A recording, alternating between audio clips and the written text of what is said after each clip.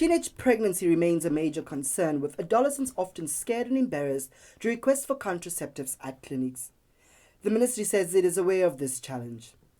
One of the weaknesses in our program is the lack of what we call adolescent-friendly facility or health services, meaning that we lack facilities where adolescents go and freely, without any intimidation, in fact with a lot of encouragement, can come and access certain services, including family planning, access to contraceptive. And if you follow many of my speeches, I always tell our staff not to scold young girls who are coming for either contraceptive or anything to do with reproduction.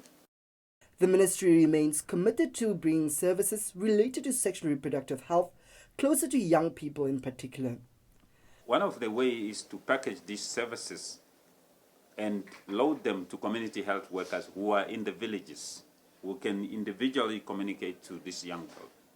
The other way is to keep educating the nurses in clinic.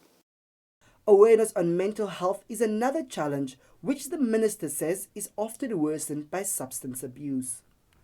Well, mental health is one of the difficult cultural, medical condition as far as cultures in Africa is concerned. There's always somebody wishing somebody else as far as our people are concerned.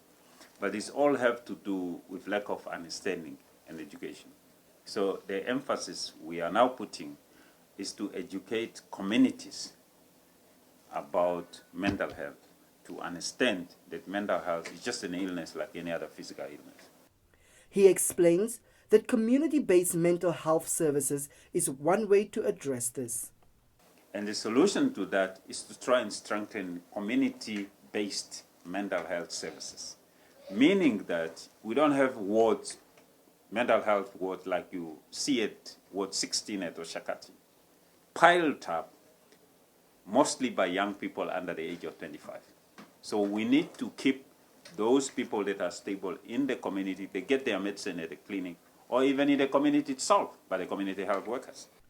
The minister is currently in Rundu, where he performs more than 30 operations on average as part of his ministry's medical outreach program.